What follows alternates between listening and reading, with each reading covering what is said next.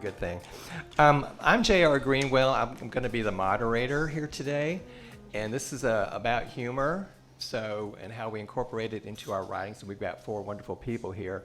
So throughout the program, I expect you all to laugh. There you go.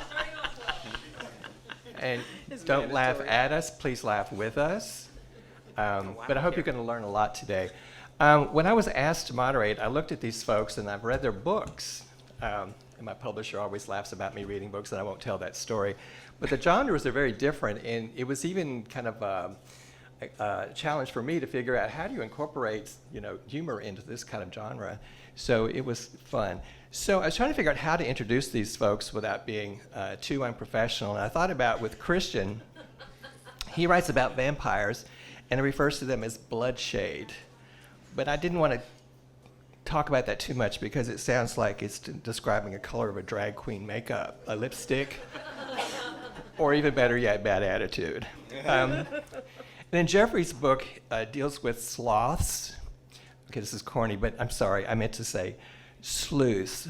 But what I found was, as a bad speller, when I'm reading the 2 books, the British people, they do spelling differently than some of the words that we use.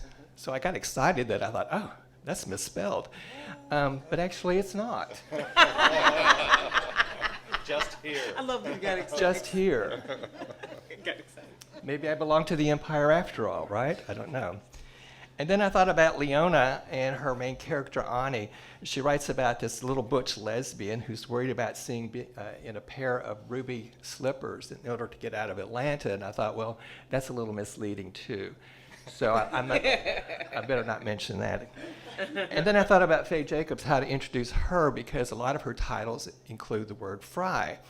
And I thought, well, maybe we could talk about how she might be a fry cook on tour sponsored by the Waffle House. That would be good. That would be good. But that's not true. So let me introduce them accordingly.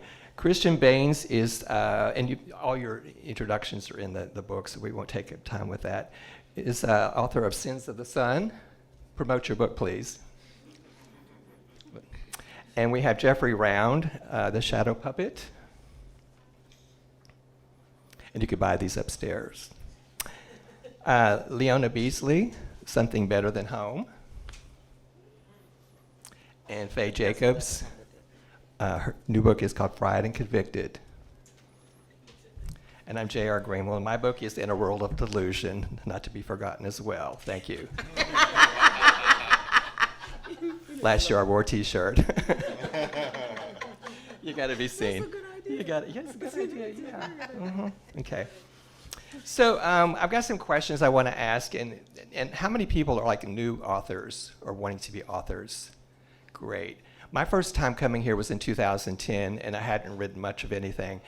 And since I've been here, I've had 2 books published and some stories published, but it's about networking, it's about learning. And so I'm hoping that that's the course that we'll take through this conversation, is how can you improve your writing? In this case, how can you incorporate humor with your characters and your plot and all that stuff? So the first question I want to ask each of you is, how do you define humor as a writer? Go ahead.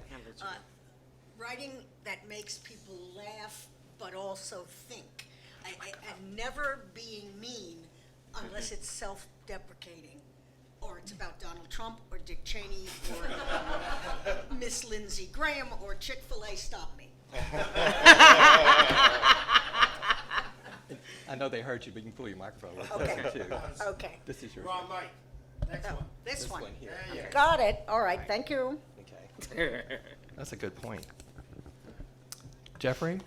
I have to say, JR, I stopped to think about your question, and I realized it was one of the hardest questions I've ever encountered.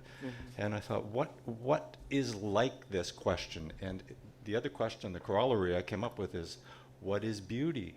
And I thought, oh my God, you can't answer that one either, because everything has, as Andy Warhol said, everything has its own beauty, but not everybody can see it. Humor is the same thing. On one day, I might laugh at something, and another day, I might get really mad at exactly the same thing. I found it so hard to think about that question. And the example I came up with was I was out with a friend. We were walking in a park. Entrance was here, the fence was here. He decided to be clever and jump over the fence. He didn't make it. He went kersplat on the other side, and these ridiculous people over there started laughing. I thought, you idiots, he probably hurt himself. 2 days later, I was doing something similar. I went boom, boom, boom down a flight of stairs, and I started laughing. I thought, well, why is it funny now when it wasn't funny then? And I don't really have an answer to the question, but I know when I laugh. We all do, obviously. Well, there's this thing, a theory called with humor, the stimulus is the word or whether it's written or oral, and humor is the result of that or the response. Mm-hmm. So in some cases, it can be funny and it cannot be funny depending on the stimulus and how that's carried out. So that's kind of what you're saying there. That's pretty much it. Yeah, good point. For me, I sort of think about it through the characters. So the characters, so I have some characters who are observational. They're looking at something and they see the humor. And then I have some characters themselves who are funny. Their actions are funny. And so that's kind of how I carry it out. That's kind of how I define humor within writing. For me, it's sort of like if something, like my own personal experience, I'm always sort of looking to have a laugh. Not laugh at people, but I want to laugh. And so some of it is just being able to walk around the world and see things. And those, I mean, I might have laughed at the person that had fallen. Once I understood, I mean, I really would have gone for it. Because it's sort of monkeys with malice are always funny with me. And that's sort of in that genre. So I mean, once I knew they weren't hurt, I would have laughed. Then okay. And laughed at myself if I fell. So, yeah. Good point. Christian? Well, I think that's the thing. If you know immediately, okay, I wasn't hurt, I can laugh at this immediately. That tension's been diffused. I mean, I think humor is a way to deal with grotesqueness and a way to process grotesqueness. We're either going to react with horror or we're going to laugh at something. Horror in a very broad sense, however that manifests. But it's a very, very similar response. I think it's very subjective, and I think I try not to think about what anyone else is going to find funny when I'm writing. I'm the only one who can control what I find funny, and that's going to be true of my readers as well. So I sort of just put down whatever I find funny and then hope we meet on certain wavelengths. Yeah. Great. So we really don't have a definition here. It kind of just, it's individualized, I think. So I've asked all these folks to give us an example and with their writing, how they incorporate humor in the books that they've got here, or necessarily with the writing that you do. So who would like to go first? Kristen, would you like to go first? Yeah, sure. And can I make a comment about your character? Is it Raylan or Raylan? Raylan. Raylan. Well, here we go again. What I found humorous about Raylan, and maybe you don't see it the same way, but this is as a reader, okay? And I normally don't read the kind of books that you write, so I was like going through this going, this is really, really good, okay? So picture, going back to what you're saying, picture a cat. You've seen all these videos where cats kind of just run into a wall or something, you know? And what happens to that cat? They get up like nothing ever happened, and suddenly they're big, strong cats again. And I kind of figure your character's a little like that sometimes. He's always crashing into something or doing something very heroic, but he always hits down and then comes back up again like nothing ever happened. You got it. That's exactly his personality. Yay. He won't admit it. So not meant to do that. His primary romantic interest in the series is a werewolf, so you have like that sort of balance as well. I think using humor in any kind of speculative fiction, the door is way open to the absurd. You're already dealing with absurd ideas, and people are willing to go with you on that. So they tend to be willing to go with you on when you bring in sort of absurd humor as well. And particularly, like, Sins of the Sun is a very, very action-based book. There's a lot of action sequences in there. And I found one of the best ways to deliver that is just to drop little bits of humor. That it's the same humor that's throughout the rest of the book. It's just been exaggerated and dropped into the chaos because the chaos is already moving. So, I mean, this is an example of that. It's just like a fight scene within a setting where you have two vampires who are in children's bodies, you have a woman who's a former nun, you have the main character. So it's playing with different sort of clashes of different kinds of characters. Patricia threw the door shut behind her, eyes widening as she saw me. Raylan, don't come any close. The door's abrupt splintering sent the woman sprawling to the floor. I dashed to her side, scooping her up just in time to avoid the door's remains as they blistered off their joints. I caught sight of something that looked like a giant rat's tail on the other side, just as Patricia shoved me out of the way of a gigantic... What in the name of hell? I could only stare at the enormous beak snapping at us from the shattered doorway, dripping a sickly green gel onto the floor.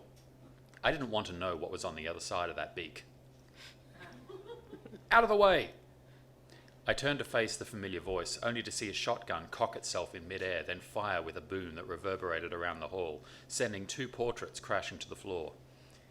Though I'd not yet gotten a look at the creature, it bellowed in agony as it pulled away.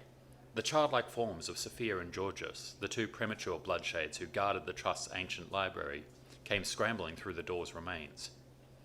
I said you'd wake it up, silly, the girl snapped, hauling her pouting brother through the wreckage, leaving the beast behind.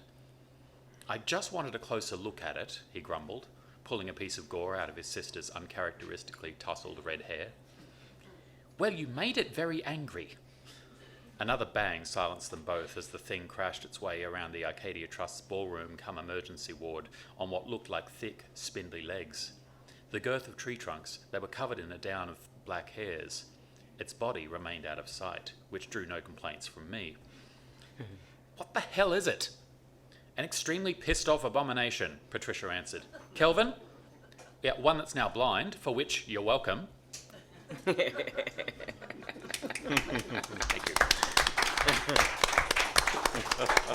It's funny. It's very funny. Jeffrey, what about you? How do you incorporate Dan Sharp in all his adventures? Well, Dan Sharp, I write two mystery series, Bradford Fairfax, which is comic and always takes place at a place like Provincetown or Key West, so there's a lot of humor in that. But this is a dark series.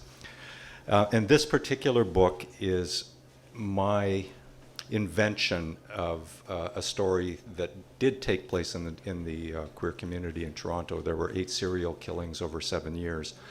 And I wrote it before anybody was arrested or tried. So the invention is mine, but I was very aware that I was, walking on very delicate territory. I didn't want to step on anybody's grief because, these 8 guys, I would have seen them in the bars. I would have been buying drinks beside them. And they have friends, they have families. So I didn't want to tread on that. So I had to be careful how I used the humor. In this particular book, it's quite sardonic. This is a passage later in the book where Dan has been hired to find, he's a missing persons investigator, he's been hired to find a particular body that ends up in the morgue, but he oversteps the pathologist by asking the chief of police to get him in there early to get a report, to hear about the report, but the pathologist is not very happy about that. So he's going to put Dan through the moves and try to make him as uncomfortable as possible. So it's a sardonic humor. It's very low key. There's not a lot of punchlines here. When Dan arrived at the morgue, the pathologist from the previous afternoon was outside finishing a cigarette. The hollows of his cheeks sunk deep in a death's mask with each inhalation. He looked Dan over as though sizing him up for a body bag, then ground the butt beneath his shoe and waved him over. Dan extended a hand. Hello again, Dan Sharp. Good afternoon, Stuart Morgan. Thanks for seeing me. I hope you don't mind the interruption. Oh, not at all, Stuart replied, though his smile said otherwise. I have to say I'm impressed. You've got friends in high places. The chief called personally to ask me to give you my report. Preliminary findings only, of course. The full report will take a few days longer. Yes, understood, Dan said. Inside, Stuart indicated a vending station at the far end of the hall. Would you like some coffee? Something to eat, perhaps? No, I'm good, Dan said. Yes, some prefer not, he said. Well then, come with me. Dan followed him down the hall and into the elevator. They waited in silence as the doors slowly closed on the light of day, then reopened in the basement. People often ask if we ever make mistakes, Stewart said. In fact, it does happen. Historically, the point of keeping bodies in storage was to give them time to revive in case they weren't actually dead. He patted the bag. I'm sure it would be extremely uncomfortable to wake up in one of these, but better than not waking up at all, I guess. There was a recent case in Europe where a woman was declared dead, then woke up 2 days later. I gather her doctor lost some credibility over that. His nicotine-stained fingers struggled with the bag's zipper. It held for a moment, then gave suddenly, revealing Nabil looking much as Dan had seen the last time he saw him. Have you determined how long he was in the water? Dan asked. An excellent question. The answer is no, not precisely. I can, however, make an educated guess, no less than 1 week, but more likely closer to 2. Stewart continued, drowning results in a condition known as hypoxia, or a lack of oxygen supplied to heart and brain. Sometimes cold water can slow this effect. There are cases on record of people being revived with little or no mental impairment after being in the water for an hour or more. That's rare, of course, and in your friend's current state, not likely to happen. Thank you.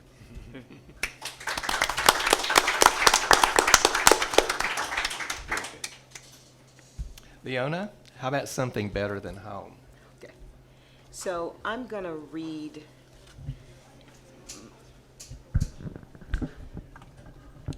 I just want to tell you that it's the book that I've written is fiction, and it takes place in the South, and the protagonist is a young butch girl who's she's trying to figure out how to come out. And the point in which I'm going to read now, she's 10, and her best friend is Lorraine, and her girlfriend is Carla, and so I'll take it from there.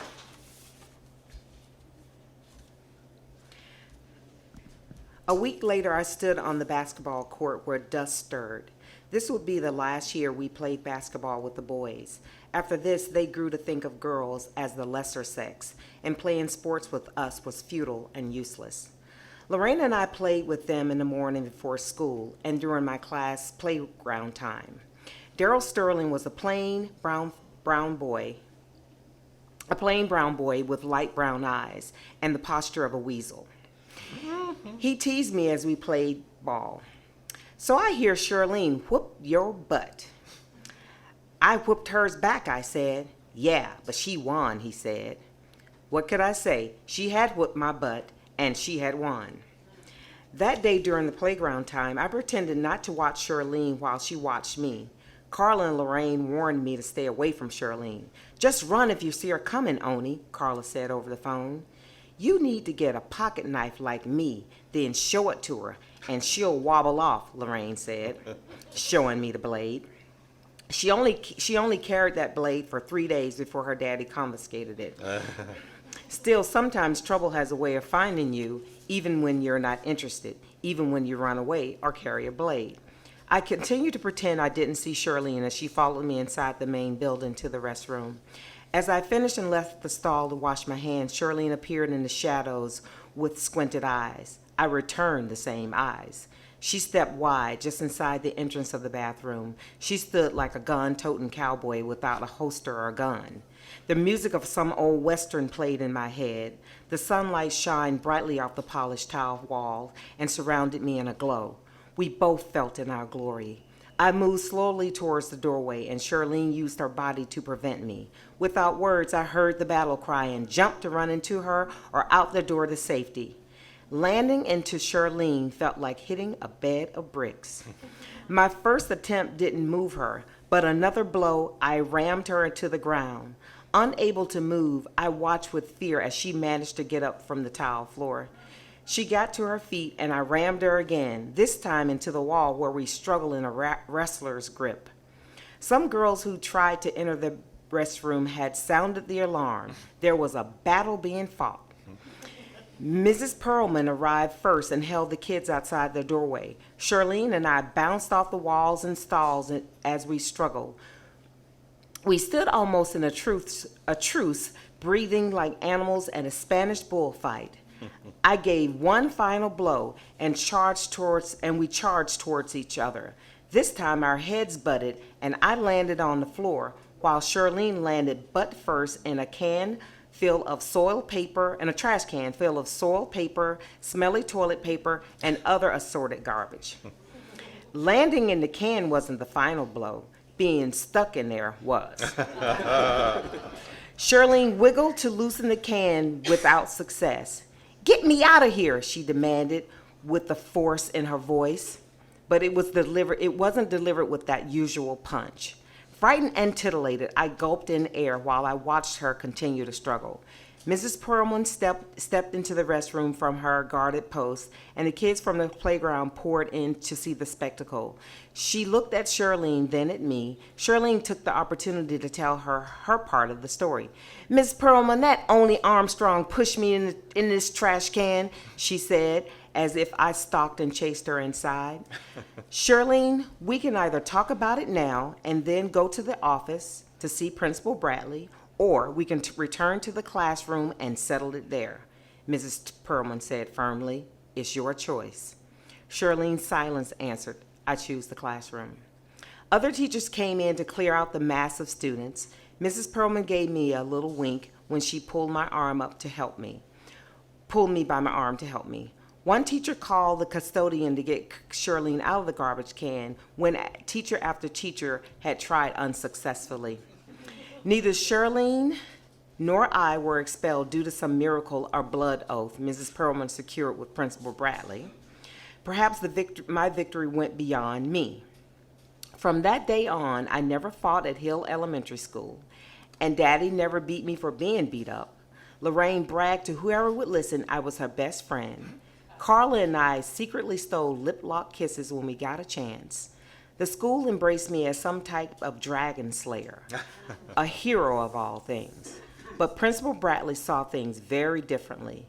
"Just another badass from Dixie Hills," she said under her breath, when I passed her in the school foyer.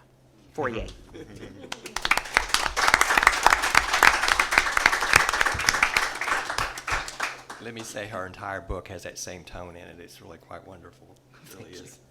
Now, Fay, you're known to be a humorist. Everything comes out of your mouth is funny, right? Well, not entirely, but yes. Yeah. So for all these new writers, and there are a lot of people that do know you, but for the new people in here, how do you incorporate humor when you're putting this stuff on, on paper? Well, basically for me, because I'm an essayist, it's a little different. I don't have to do it in a plot with characters. I just look at what happens around me and comment on it. Mm-hmm. And so to me, it's very different, and I'm really enjoying hearing all your pieces because it's such a different thing than I do. But this one is my latest piece that was published this week. Okay. Am I queer? Are you as sick as I am of listing the entire alphabet to refer to our community? By the time I type LGBTQ+, I've forgotten the rest of the sentence. So am I plain queer? That's one solution proposed for replacing the current alphabet soup with a self-affirming umbrella term. The HuffPost has a queer voices section, Queer Eye is back on TV, and the Urban Dictionary has tapped us as one big queer family. But is it comfortable to say that? No. Calling myself queer gives me the yips, although I am trying hard to embrace it. Many in my generation probably agree, having grown up when being called queer was harrowing. The word was often hurled at us in homeroom, at recess, or as we waited for the school bus, even before we ourselves knew we were, as was the popular term at the time, homosexuals. Whether out or closeted, we got called dykes and queers, sometimes even faggots by clueless bullies ignorant of the proper gender slurs. More than half a century ago, in the mid-'60s, our community started to usurp the lovely dictionary word gay, turning its meaning from a carefree person to a carefree homosexual person. It was a good idea, it worked for me. But the airwaves and newspapers mostly talked about gay men. People started seeing the term gay to mean men, mostly drag queens, leathermen, and sadly, men dying of AIDS. People hardly ever talked about gay women. and the word lesbian was seldom seen.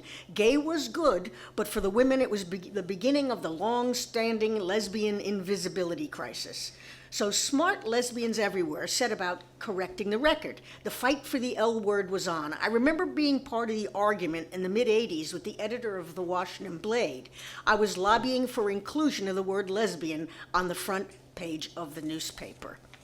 What followed in quick succession was the rise of the L word, both as common descriptor and eventually on television with the brilliantly bitchy TV series of the same name. So gays and lesbians were now more visible, but what about our bisexual and transgender brothers and sisters? We happily added them to the discussion, but by this point, writing or saying gay, lesbian, queer, bisexual, transgender was becoming a bit of a mouthful. Absolutely no pun intended. Ergo, we got the shorter, snappier LGBT, less specific, but inclusive of all. But it wasn't actually all. What about the young people questioning, or those reclaiming the slur queer, or intersex folks, or others wanting inclusion? Try using LGBTQEIEIO in a sentence. So people are getting back to calling ourselves just plain queer. For some of us, we get flashbacks. A couple of years ago, I went to a college campus to perform my show, and they gave me a large sign to post on my car's windshield so I wouldn't get a parking ticket. In big block letters, it announced "Queer Conference." I just didn't know what to say. For my part, I wish we could just use the G word for everybody, calling ourselves gay. But if not, I will accept that we are all queer, we are all here, and everybody better get used to it, myself included. So call me what you want, but don't call me late for happy hour.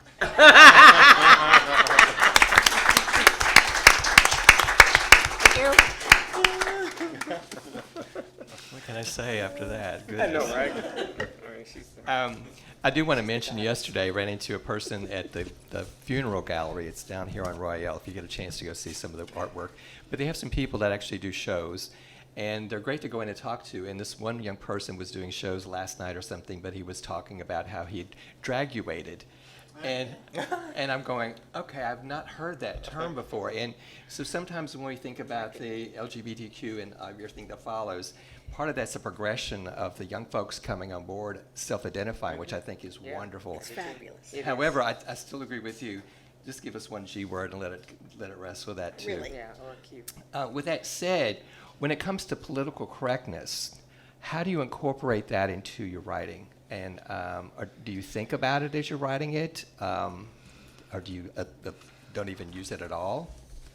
Anybody want to address that? I know you will. I try to be careful not to offend, but Yeah. unfortunately, humor is offensive all of the time. It really is. I mean, if you're going to make somebody laugh, sometimes it's out of embarrassment. So it's very hard not to do that. But basically, if I offend, I just apologize. I'll just give you one example. I mean, my work is I have to use funny phrases and funny things to evoke a laugh. And I was talking about a walk through someplace was so far away it was like the Great Bataan Death March. And people laughed, you know, it was funny. But I got a letter from a guy who said, hell, I was part of that, and all of my colleagues died, and how dare you? And I felt awful, you know? Yeah. So you have to be very careful. Yeah. I think for me as a writer, you sometimes can write it but never read it. So I have a short story that I wrote about a mentally challenged person, and I use the R word in the opening sentence. And it's actually funny to say, but it's not something I'd ever read in public. Though I would love for that to one day be published. I mostly work long form, so my short stories sort of live on my computer. But so I'm still grappling with it. But by and large, I believe that there's things that can be written and a person can read it, but I wouldn't necessarily read it out loud in a public forum. Mm-hmm. I just wouldn't. Mm-hmm. I don't know. I'm still trying. I really am still trying to figure it out. But by and large, I don't want to insult. I want to have smart humor, and I don't think of myself as a humorist. I just apply humor to my writing. Mm-hmm. You know, Makes sense. Yeah. Yeah. Yeah. I'm not Fay, but Yeah. Yeah, and I'm not trying to be. I'm trying to be me. But it's so that's sort of it's tricky. Yeah. Yeah. And what about you guys? Your genres are very different. How do you deal with that? Well, humor it's inevitably going to be disruptive, and that means creating a certain level of discomfort. I mentioned earlier about horror being very close to humor. It's the similar, they're very, very closely interrelated. I hate the term political correctness. I hear it and I just think of like your ranty drunk uncle who watches too much Fox News, and this has become his obsession. And it's like, well, you say political correctness. All I'm hearing is a decency towards people who aren't like you, that you've never been held to before. So, apparently political correctness deeply offends racists and homophobes, and, well, good, fuck them. So it's not an adversarial relationship. With that said, it's absolutely something I don't let into a first draft of anything I'm doing. I just sort of flow with whatever I'm feeling. Mm-hmm. If I come out with something and go, oh, that's horribly, horribly offensive, I'm going to see how I feel about it in 2 months from now when I come back to this passage. Just let it sit there. And you might come up with a way to phrase it or reshape it that is, yes, it's very offensive, but oh God, that's funny. And I think in terms of making sure you're not harming with your words, that's an editing process. It can't be part of your writing process. Yeah. And I think the good sort of rule with that and the measure of it is, am I punching up or down? Is my humor causing damage to people who are weaker than me, or am I having a shot at people who really hold more power than I do, and they can take it? So, good point. That's Yes, a that's a good very point. good That's a point. great point. And I think it's also good to remember that the writing process is different necessarily than the editing process, even though they're kind of connected. Put everything down first, then you can eliminate those things. Jeffrey? I think of myself as a social critic. I don't think of myself as a humorist, but I use humor as a weapon in many times. I try never to demean anybody.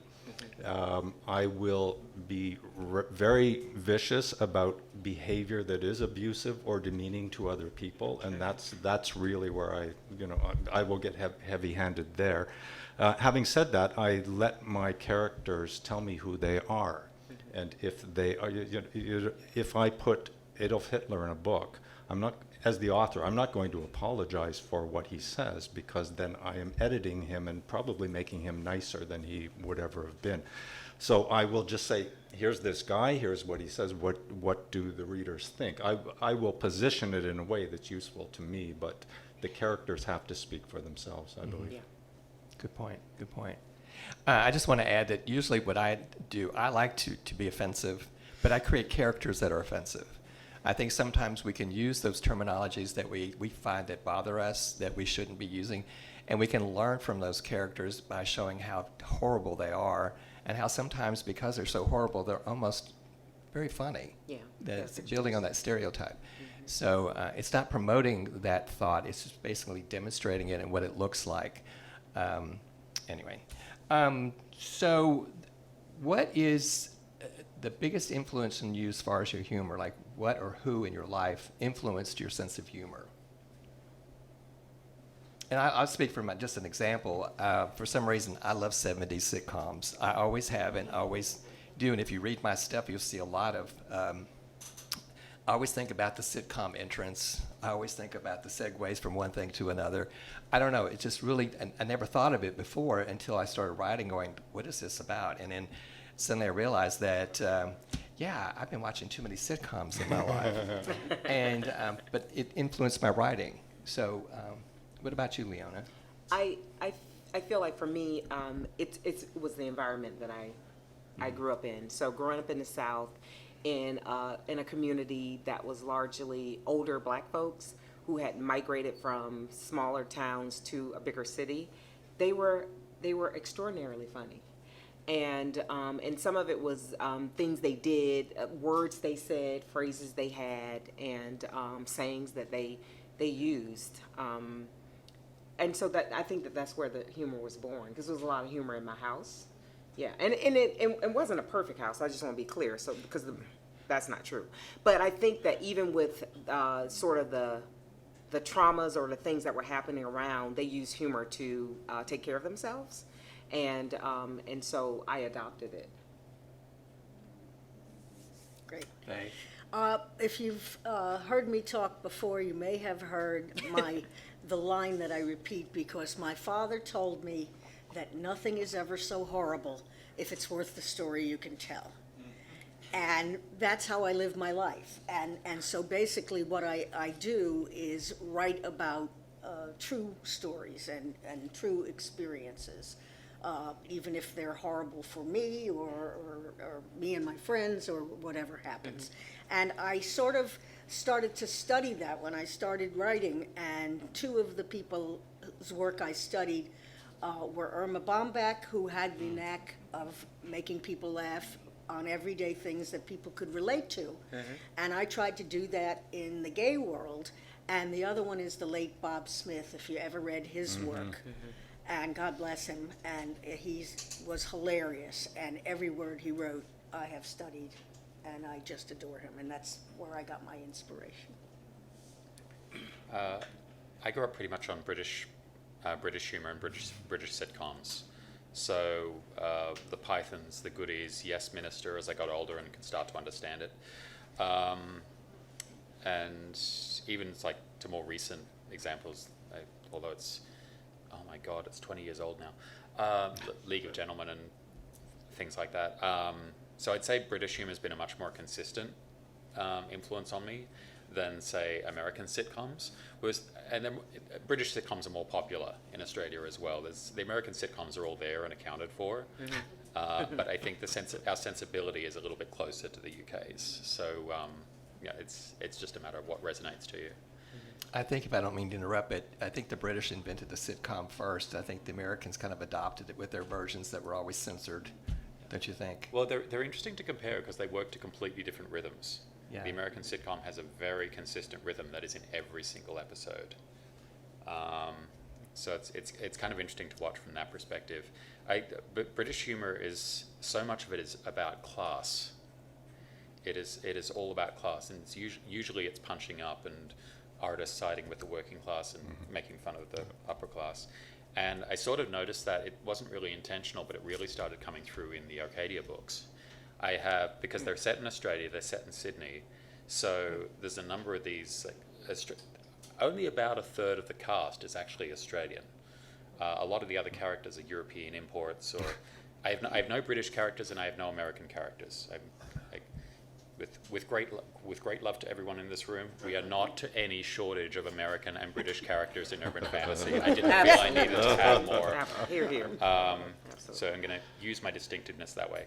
But the Australian characters, if you can get the accent going in your head, it creates it really adds to the sort of diversity of the characters and the humour in their interactions, because you have this division of, even though there's not a division of class, just with the way that they speak and the way that they interact and view the world, it kind of creates an illusion of a class clash between the Australian characters, who are very straightforward, say exactly what is on their mind and tend to be a little bit on the rougher side of things, and the European transplants, who first of all tend to be the bloodshades, because they come from another era anyway.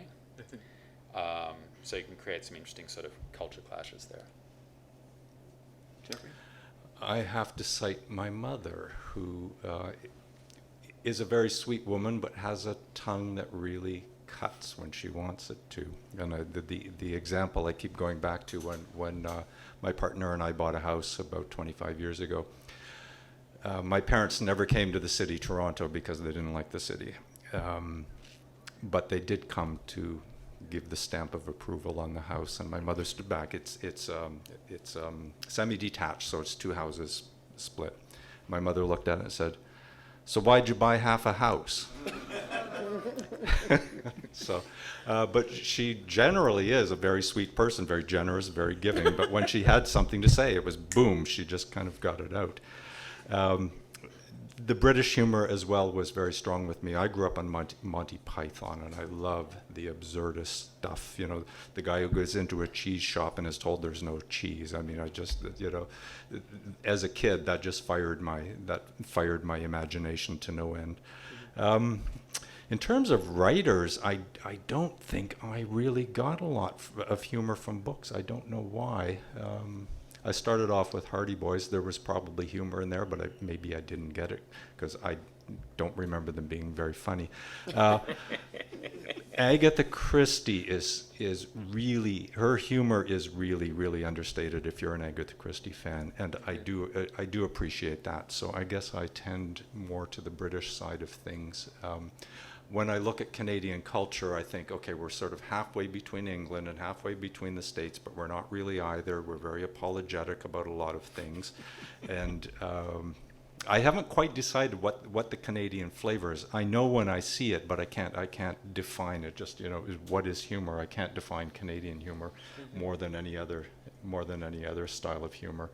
The British do tend towards the absurd, and I guess if I looked at American humor, I would say it's about getting together and see what we agree on, and let's have a good time with that. So, Good point. Let me ask you a question. I was listening to NPR about 3 or 4 years ago, and somebody from Pixar was talking about the process takes so long.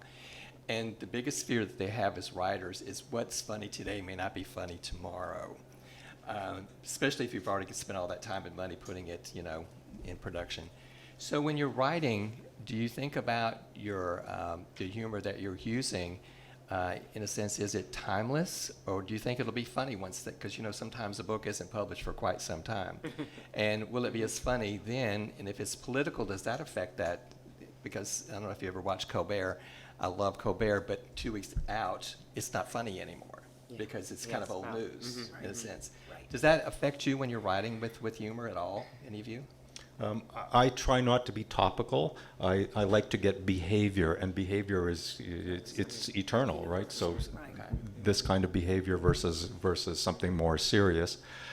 The other thing I don't do is I don't put technology in my books, because talking about, you know, oh, the great video game you played last week it's gone, and people will stumble over that reference, and they'll think, well, oh yeah, right, that was 2013. Oh no, that's a long time ago, right? And they will just not get what you were doing. So I like behavioral comedy. I love some of the old silent films, Harold Lloyd in particular, Buster Keaton.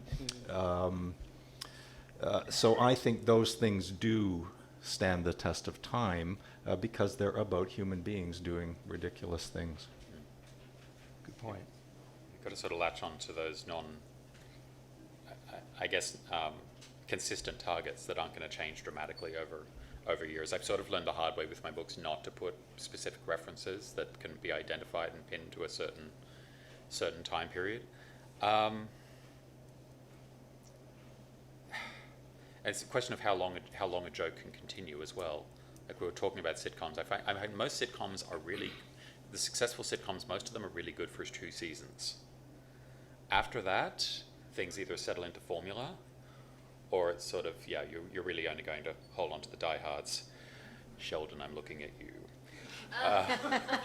But yeah, so I mean, you can't keep the joke going for forever. But if you're basing it on, as you said, human behavior, that's going to keep coming up, and it's kind of an endless well. You're always going to have new behaviors to draw on.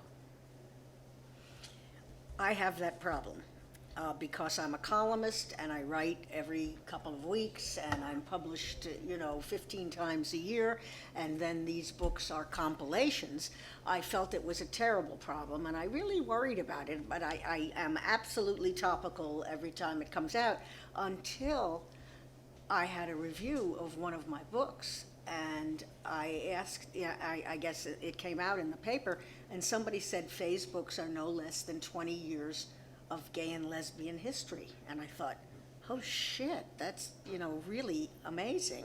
And it's true. I mean, if you go back, you can, now it's not looked at as funny, it's become something else. Yeah, but I think that's a compliment to you. I mean, I loved it. I absolutely loved it, and it took the problem away from me. Yeah, But yeah. there is no question that these books are dated. Right after they come off the press. By the time it came out in a compilation, every single thing, unless it's a non-topical story. I mean, but it's almost all dated. But then it becomes part of history, which made me really happy. Yeah, and it goes back to these young folks that haven't lived through some of the things we've been through. Right. You're telling that story with a tone that at least it's being told, and it can be humorous, and the humor may fade in that time. I don't think it will. And with some you. of the columns I write are not humorous. Yeah. Some of them I Yeah. just start ranting, but really badly.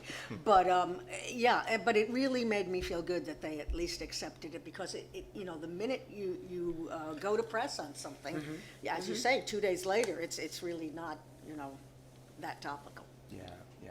I think for me, I write in a historical way. I think I'm a history person. So, like, even this particular novel takes place in the 70s. And so it's already, you could already say it's dated. So either it's going to be funny to you or not. I didn't really write it to be funny. I'm just kind of sort of funny. And so I am a little bit. And so, and so it comes out within the text. But I almost always am thinking about writing something that's more historical. Like I'm writing something that takes place in the 1920s and 30s now. And I'm not necessarily thinking about it being funny, but I write it and then I go and I see what the characters do and can it be funny? If it can be, then I'll allow it to be. But I'm mostly just using my voice. So. You do it well. Thank you. One of the things I liked about her book was the fact that I lived in Atlanta in the 70s and 80s, and that's where her book takes place. And some of the references you had to, like the Krispy Kreme on Ponce de Leon and all that, I'm going, I was there, after many hours being up all night or something, but yeah. And I also had a reference. I was looking at something in my book, going through a piece I was going to read, and there was a reference to a person working at the Radio Shack. That's only a few years ago. I don't think they're there anymore, are they? Yeah. So it's stuck in the book, isn't it? Yeah, that's okay. That's the problem. But from a historical standpoint, I really do want to. I really want to touch back on it because I think from a historical context, isn't it important to know it once existed? Like sometimes you'll see people do futuristic movies, and they'll have those touchstones where, like, recently, as a matter of fact, we saw the Marvel movie, and there was like it takes place in the 80s, and she goes to Blockbusters. It's like there are no more Blockbusters, but it's so kitsch and funny to think about. Oh, once upon a time that I lived at Blockbusters. Yeah. I was there every Friday trying to get my 3 movies. You know what I mean? And so, and then then I was talked into Netflix, and here we go. So, but it's funny to even think about it. And then but that did live at a period of time, and it's important for people to know it. Yeah. And I think it's important as you're writing to think about those things. How would that be seen once your story is published or your book is published? So that's part of what we're talking about today. How do you think about and the things you think about when you're writing? So I want to ask the inevitable question: is there such a thing as gay humor? From your perspective as a writer, I know you. Go ahead, Fay, get it out. No, no, there isn't. There's humor. And there are rules and tricks and things you do to be humorous, and there's a gay sensibility. And you put them together, and it's really funny. But there is no gay humor. So what you're saying is that the essay that you read earlier, that somebody straight may not laugh at what you wrote. That's correct. So, but someone who is gay definitely, especially if they're older, would. Oh, absolutely. The point being, you can't typify gay humor as the mechanics of the funny are gay and humorous. They're just humorous. They're just comedy. But yes, you can be in an audience. I've done my show, and lots of people found it had wide appeal, and a lot of straight audiences come to see my show. But there are things that I say in that show that if it's an all-gay crowd, and I say, when I first came out, I thought I'd have to learn to play softball. You're just good at it. And then you have an all straight crowd, and it's deathly silent. They have no idea what that means. So I mean, there is gay culture that people find funny, but it's not specifically gay humor. Not. Right. Well, there you go. Right. That joke fell really flat too. Boom. Yeah. Right. Yeah. I think it's a little bit like the inside baseball. So every community of people they can have their own sort of jokes and knowledge, and you can joke about that. Right. And then some people will get it because maybe they've hung out with, Polish American people, whatever it might be. And so I think that's what Fay is saying. But I want to speak about your work. Some of her work is funny because of the rhythm that it has, like how it's moving, the motion, the movement of what people are doing. Like E-I-E-I-O, it's funny, and so some of it, But I was talking about something gay, but it wasn't gay funny. No, I understand that. Yeah. I understand. Yes, Yeah. yes, Thank you. absolutely. But that rhythm, to hear it, coming even out of an adult's mouth is funny. So sometimes it's that too. What about the people from the Empire? Now that was funny. The Commonwealth, please. I know. Oh, we are related because I'm from Kentucky. We're not a state, we're a commonwealth. So does that make me part of your empire? You're welcome, yeah. We're part of the I say, I'm very sorry Mother's going through a messy divorce right now, but if she thinks she's just going to move back in with the children, we need to have a discussion first. I lost that. What did I do? He's talking about you if you want to come back home. Oh, I see. It was a Brexit You joke. all. Sorry. You all. Y'all. Y'all. I would agree. I don't think there is a gay humor. I think we may be on the vanguard of what's funny, and we educate everybody who comes after us. I think of the movie, Australia here, Priscilla, Queen of the Desert. Until somebody added sing songs and put it on Broadway, the straight, mega crowds didn't come, but somebody added some songs, and suddenly they think, oh, this is really funny, and we like the songs, and so we are in the advance. But I don't see it as gay humor. I just see it as something that's funny if you're open to it, or if you're in the context. You have to understand the context. Yeah. Softball, yeah, Right, I'd be right. great. Okay, I got it instantly, but my brother wouldn't. So. That's right. That's right. Yeah. I think both those are really good examples that illustrate, for me, the difference between camp humor and gay humor. Gay humor, you kind of need to have grown up around a certain experience, or not necessarily grown up, but be familiar with a certain experience. And gay humor is not the same as lesbian humor because it's not the same experience. It's not the same as bisexual or trans humor because we have certain commonalities, but we don't have a universal experience. Even, like across culture, we're not going to have a universal experience. But yeah, I think Priscilla, the film version, is very much gay humor, assuming we're accepting there is such a thing. Whereas the musicals. I wasn't going to go there, but now it's out in the room. Yeah. I mean, like musicals are higher risk. That musical has to make back its investment week after week, whereas a movie, it's out there. It'll make its money back eventually. Yeah. Yeah. And so I think you can be a little bit more risky with gay humor.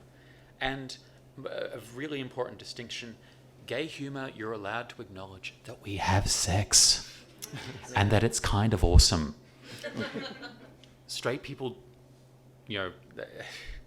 they may sit down for Queer Eye every other night on Netflix, but they don't want to be particularly reminded of this fact. And that's fine, because I don't really want to deal with their sex life either. So I'm not offended. It's fine. I get it. We've been dealing with their sex life in movies for years and I years and years. I am very grateful for their sex life, for my existence, and that's all I need to know. Thank you very much. But no, before we go too far down that road, there's Right. also queer humor, which I think is something different again. And queer humor, I think, it asks you to work the hardest because you kind of need to throw out all your preconceptions around gender and sexuality to begin with, because queer humor can take you anywhere. It has the greatest capacity to be dangerous. John Waters, I think, is queer humor. Okay. Gay or camp humor is when a drag queen gets up and sings dirty interpretations of Dolly Parton songs. Queer humor is when she pops both balloons and fake blood pours out onto the stage. Queer humor is dangerous, it's subversive. But it's not necessarily offensive either. It can simply be sort of reconstructing a sensibility that resonates with you as a queer person, but that is just not being a part of a mainstream reality that you've dealt with. Good point. I have another question. Well, actually, I have two more questions. The next question is, I do a lot of playwriting, and I'm fortunate to hear people who, they read my script, and I'm able to basically go, oh, that wasn't funny, or that was just awful. Do you guys in your process ever have, get to hear your words aloud, other than yourself or your best friend or partner? That's a no. Yeah, that's a no. I mean, we all have people, when I do my essays, I have a friend who I send it to immediately and say, does this work? And we have those conversations, or I'll read it out loud to myself. But other than that, no. I have people who read for me, and then I'll read to them and see if I get a response. So I do have, I don't do it throughout the entire book, but I take parts of it. And I learn about it by reading it to people. So do you think that's an advantage? I do. Yeah. Okay. Yes, absolutely. What about you guys? I used to have a theater company, and several of my pieces were presented on stage, so I did get to see that. Two of the books, the first two books of this series, have been turned into audio books, and I got to sit in on the recording sessions, which was really gratifying. Yeah. Christian? Yeah, no. No. No. I'm the only person I've heard read my work aloud, so. Okay. We're getting ready to go to question and answers, and before we do, I have to say something. The first time I met Fay Jacobs, she doesn't remember this, but it was in 2010, and she was on a panel with Jeff Mann. I think they were doing a session on either fiction or not. I think it was nonfiction, and they were reading. It was delightful, and so I'm sitting there thinking, I have a question in my head, and it was towards the end of the question and answers, and I raised my hand, and they called on me, and I said, okay, now, I'm a little nervous when I said this, and I was probably way out of line, but it was just in my head, and I've always been told there's no question that's not worth asking because somebody else is probably thinking the same thing, right? So I said, if you believe in the theory that there's no such thing as reality, only perspective, wouldn't that mean that everything that is nonfiction is actually fiction? Y'all got that in your head? Let's say it again. I need you to say Okay, it. so if you believe in the theory that there's no such thing as reality, only perception, this goes back to Dr. Phil, sorry. Anyway, so everything that basically is written as nonfiction would be fiction. Well, there was a moment of silence, to say the least. And I don't remember who started mumbling something. But it was quickly, like within a matter of 30 seconds, well, I think we're out of time. And I thought, well. So, Faye, I've been waiting a long time to ask you that question. Oh, my gosh. No, you don't have to do that. Thank you. But- I think my response was, So Like we're in New my Orleans, point stop it. is, we're getting ready to go into question and answer for about 15 minutes or so, and we want to get your ideas on things, and if there's some questions our panelists could answer. And if they can't answer the question, we'll write it down, and maybe next year we'll have the answer to that. Or 10 years later. right, you never know. Yeah, yeah. Anybody have a question for our panelists? Hi, Eric. Aside from Faye, are there any other essayists or people who write nonfiction on the panel? I just want to make sure before I ask my question. No. Okay, so then Faye, this is for you. Okay. Obviously, you write truthful, humorous things. Have you ever gotten in trouble by somebody you know by putting them in an essay?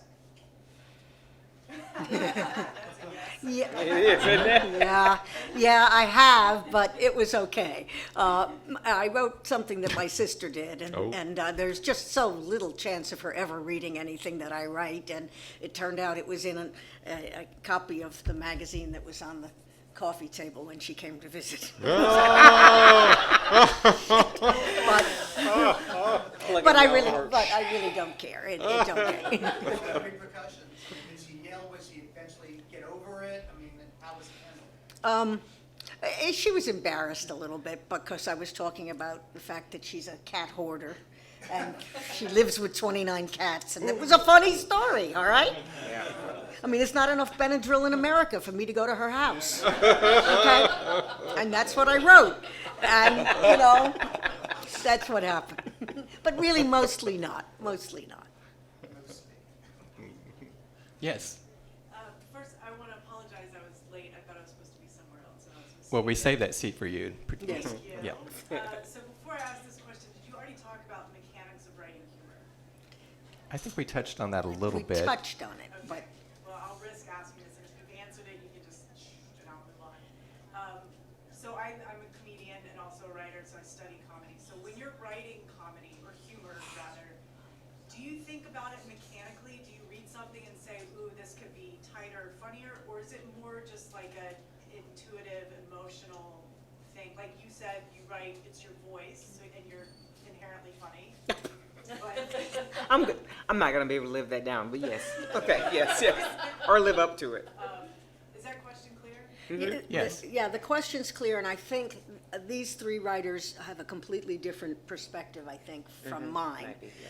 But when I write my essays, I get the story down on paper, and then I work really hard to punch it up, to make it funnier, to make it flow, to use the funniest words I can.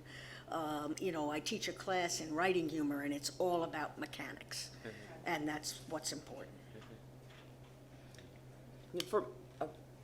For me, I write the story first, and I really do allow the characters to sort of talk for me. Tell me, you know, I create my characters, and as I say, some of them are funny, or some of them actually do funny things, and then that's where the humor comes. I do try to fine tune it, but I mostly want to tell the story first. I want a really good story. Then I come back and I think about it, and I do try to use words that have movement, that do things for that particular thing that might be happening. So, like if they're on horses and you know, galloping across the field and somebody falls, then I want to use something that makes a crash bang, something like that. But mostly I want to tell a good story. And I come back, and everything's not necessarily funny. I really don't write to be humorous, but I do apply it. I'm mostly wanting to tell a good story. I think words are incredibly important. I don't know who it was who said words when cut should bleed. So you've got to use exactly the best words you can come up agree. with. So I like Fay, I ramp it up. And if it's funny the first time and less funny the second time, then it doesn't work. It's got to be funny every single time. Because I'm writing a genre story first, the humor kind of comes along for the ride. So I don't worry too much about the humor on my initial draft. And I sort of go back, and it's a process of discovery for me. I'm going through various scenes, finding what's funny about this situation, what's funny about putting these characters together in this situation. And when I find something that tickles my funny bone there, then I'll sort of work and recut the scene and just try to maximize those kind of beats and where it leaps like that. And again, as Jeffrey said, you try not to have any wasted words, and that's the best way to keep your humor as tight as possible. I tend to work off the rule: if I can read it and forget that I wrote it, it's ready. Mm-hmm. So. Did that answer your question? Yes. It's great advice. Yeah. Thank you. So you're a comedian. Is that what you said? Do I think I'm a No, did you say you were? Yes. Yeah, so you were talking about stand-up stuff and that kind of thing like that? Mostly improv, but Improv, yes, I'll okay, stand up. okay. Interesting. Question back there? Yes. With a hand up. Oh, two of them. One at a time. Good. Resolve that together. Sal mentioned earlier that all forms of humor can be offensive to a certain degree, and sometimes humor can be so offensive that you feel the need to apologize for it. So my question is, as an artist, do you feel that it's more important to take other people's criticism into consideration, or to follow your own criticism and stick with your own artistic integrity? And which way has made you more successful? Good question. Yeah, I never want to offend. I just don't. It's Yeah. just me. I can answer that question. Not long ago, I wrote a play, and I used the word homeless. And we used that word kind of loosely, I think. And it was in a degrading way. But this person came up that afterwards to critique said, I think you meant to say panhandler in that script, because that was the offensive behavior of that particular person. It wasn't because they were homeless. It was that they were panhandling. And so I changed that word. So I think it's always good to hear that criticism. But as an author, I think you have that determination to decide yourself whether or not you want to make those changes or not. Oh, yeah. But if you've offended somebody, take it for what it is, but at the same time, always listen to what that voice tells you in your head. And so now I'm even though that's not long ago, when I see someone on the street with a sign, I'm going, that person may not be homeless, but definitely is a panhandler. So Yeah. this kind of thing, Other questions? Sorry, can I just? Yes, absolutely, sorry. There was a great comic. I'm afraid I don't remember her name. She was a lesbian comic named Robin somebody in the 70s and 80s. Does anybody remember? She was quite famous for a while, and then she disappeared. And she had really, really raunchy humor. Probably it wouldn't offend anybody in this room, but somebody outside this room, she might have offended constantly. And she would always end her comic set. She would say, "So that's my spiel, and if I've offended anybody, then you probably needed it." That's a good one. I don't remember that person. No. Yeah. I'll have to look Sounds her up. like Leah Delaria to me. It does, doesn't it? Yeah. Yeah, exactly. It does. It does. Yes, sir. So before, Fay, you were talking about there is no gay humor, but then the gentleman, I'm sorry, I don't remember your name and I can't really see the name tag. What was your name again? Christian. Christian, and then you were saying there was queer humor. Doesn't that kind of contradict? Is there like a contradiction there, or? I think I was talking about the mechanics of humor versus the topics of humor. The mechanics are all the same in humor, but your topic can be, you'd have to have a gay sensibility in order to enjoy it. And I think that that's the important part. Okay, because then he went along with bloody breasts and I got confused. I'm glad I created Bloody a memorable breasts is image. Bloody breasts. Bloody breasts will throw you off every time. That's what I would remember today. The bloody, Right. Me too. bloody breast of Dolly Parton. That is what you said, right? Yeah, it is what you said. It's going to be there forever. As I said at the start of the session, you can't control what other people sort of interpret from what you're doing. So, And don't forget, in America, we all love Dolly Parton, okay? It's true. It's true. Yeah, it's you true. get hurt Yeah, talking you have about a Dolly question. Parton. We have another question back here. Yeah, I know it was touched on. We had already asked a question regarding whether things can get out of touch or they become less funny after time, depending if they're topical or not.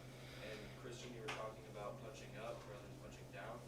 Do you guys ever feel like you have become sort of, once you get more popular or you get more following, you might feel as though you're part of the major part of a culture, and it might be harder to then punch up. Oh. Is that, That sounds like the question that I asked 10 years ago.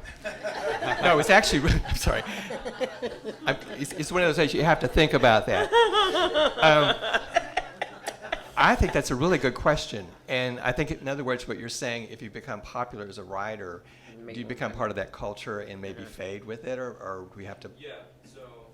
Well, I don't. Because for me, humor is live. It's like a counterculture. It's sort of critiquing social norms or such that is sort of, I don't know, taking the piss out of it. I think you're absolutely right. And I was curious if, have you ever rode that? And because cultures change and powers change. So I was wondering if any of the panelists have changed their humor, or, like I said, you guys touched on this a little bit, but do you have anything to add? I got nothing. No, if I were writing about famous writers and making fun of them, that would be one thing. But that's not what I do. So, I mean, and if you become all of us should become million-dollar authors, then a million-dollar author cannot make fun of million-dollar authors. But as long as we're all still down here groveling in the dirt, it shouldn't make any difference, and not for me anyway. Yeah, I think a lot of times a part of some phases of culture, I mean, of humor is attacking the cultural establishments, what Yes, you're saying. yeah. And the late night comedians do a lot of that kind Yeah, of stuff. right, yeah. That's their gig. So as writers, once you reach that echelon, I mean, on this end, it's never going to happen. I know that. But Oh, I I'm mean, waiting, I'm still waiting. Yeah. If you become part of that culture, do you rev it up or bring it down, or how do you deal with that? I think is what he's saying. Well, I think change in the way you approach humor and comedy is constant, because what you find funny, your position within society and just within Right, life, regardless of whether exactly. you're a writer or not, is going to be constantly changing. So what you find funny is going to move with that. If you're asking sort of at what point when you cease to become the disruptor and become part of what needs to be disrupted, we should ever be so lucky. Right. But yeah, I mean, Achievement you have to then find ways, I guess, to find, okay, at what can I disrupt? What can I use? If I have a certain amount of power and privilege given to me, what can I disrupt with this? I think there's an example that I just saw recently. I love Ellen DeGeneres. I was just thinking that. Yes, and she has a new show on Netflix or something. Yes. And so now she's was. part of the establishment, and she makes fun of the fact that she's rich and nobody else is. I mean, it was like she's taking a It different was funny. perspective of Yeah, it. Yeah. That's what I was going to say. You Yeah. really have to take it from the perspective you land, wherever you are. Yeah. And then she does that brilliantly. Yeah. Yeah, she talks about, the maids and yeah. Yeah, it's So. tongue in cheek, But but it's- most people aren't going to have that problem. I'm just saying, even if you make money, you're probably not going to have the Ellen DeGeneres problem. Money. So, yeah. So. Great topic. Anybody else have questions? We have a few more minutes. Yes. I have a question for Fay, and that is you write in a short format, probably no more than about 1,000 words. Right. Is there ever a topic and you start on it and you think, I can't do it in 1,000 words? Yeah, and it's hard, and it's really hard, and sometimes I'll whittle it down and it won't be as good, and I'll go on to something else, because it's very hard to do that format, and actually, ink being what it costs these days, and paper and everything else, now I'm down to $7.50. So it's hard, I mean, it really is hard, and, which is why I'm toying with writing a longer form, writing an actual memoir rather than memoir pieces. So we'll see. You can do it. Any other questions? They've all been good. Great questions. Well, let's give a round of applause for our authors here today. Thank you. So I can't good. wait to read this And stuff.